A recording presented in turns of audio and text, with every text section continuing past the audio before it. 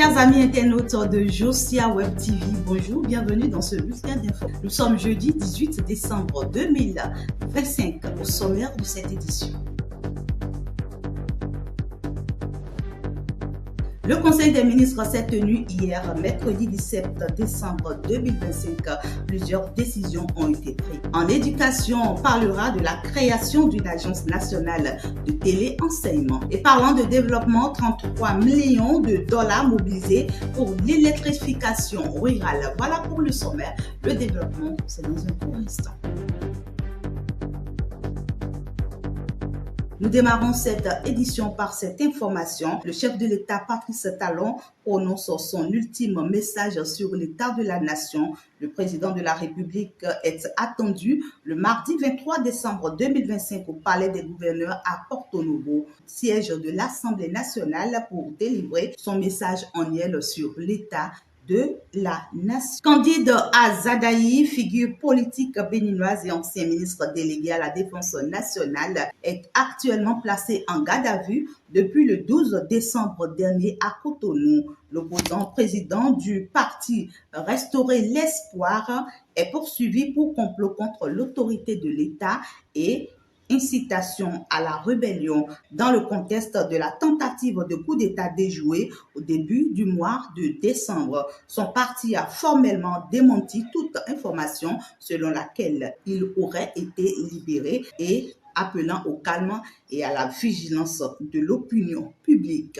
Le Bénin retrouve progressivement le calme après les événements du 7 décembre dernier. Les autorités ont réaffirmé la solidité des institutions républicaines et la primauté de l'état de droit. Environ 31 personnes ont été incarcérées, principalement des militaires et un civil. Elles ont été mises en détention préventive pour leur imprécation présumée dans la tentative de coup d'État. Les acteurs politiques et la société civile appellent à la paix, à l'unité et au respect des institutions. On parle éducation à présent. Le gouvernement a décidé de créer une agence de téléenseignement. Cette agence aura pour mission de développer et de diffuser les cours en ligne, facilitant l'accès au savoir pour les étudiants et les jeunes.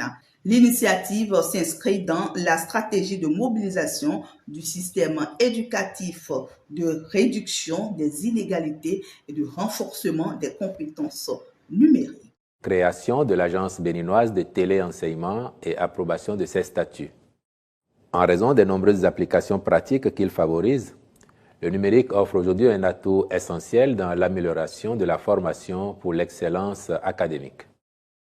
Pour le mettre pleinement au service de notre système éducatif, il urge de moderniser les méthodes d'apprentissage, d'enrichir les contenus pédagogiques, de renforcer l'encadrement des apprenants et de garantir une plus grande équité d'accès à un enseignement de qualité.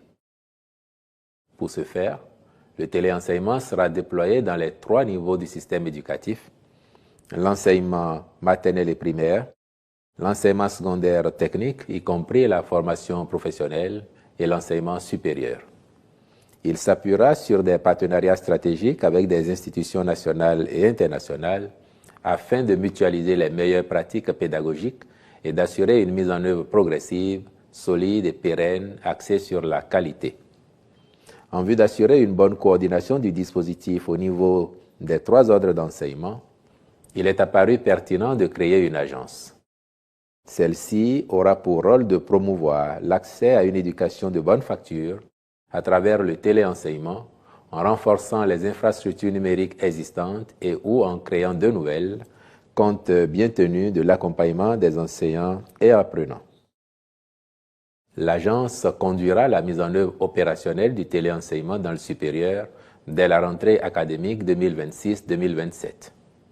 Cette première phase constituera un jalon décisif dans la transformation numérique du système éducatif béninois, en ce qu'elle permettra de tester, d'ajuster et de consolider les dispositifs avant leur extension progressive aux autres sous-secteurs. Le Conseil a donc autorisé la création de celle-ci, approuvé ses statuts et instruit les ministres intervenants dans sa mise en place de prendre les dispositions utiles à cette fin. On parle Conseil des ministres à présent. Le gouvernement a annoncé le recrutement de 2850 jeunes au sein des forces armées béninoises. Cette mesure vise à renforcer les capacités opérationnelles de l'armée tout en offrant des opportunités d'emploi et de formation à la jeunesse, contribuant ainsi à la stabilité nationale. Au chapitre des communications, en point 1, recrutement et formation de 1850 jeunes au profit des forces armées béninoises. Ces nouvelles recrues, à raison de 850 au titre de l'année 2025 et 1000 pour l'année 2026, viendront renforcer les effectifs de notre armée et accroître ses capacités opérationnelles.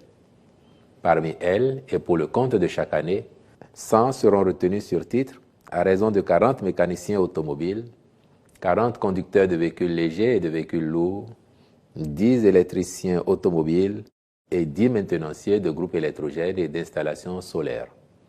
Les ministres concernés prendront les dispositions en vue du bon déroulement des tests de recrutement autant que de la formation. Une information de développement à présent, la Banque européenne pour la reconstruction et le développement, la BERD, a approuvé un financement de 33 millions de dollars pour moderniser et étendre l'électricité dans les zones rurales. Ce projet améliorera l'accès aux services sociaux de base, favorisera les activités économiques locales et soutiendra le développement durable dans ces régions. Et c'est tout pour ce bulletin d'information que j'ai eu le plaisir de vous présenter.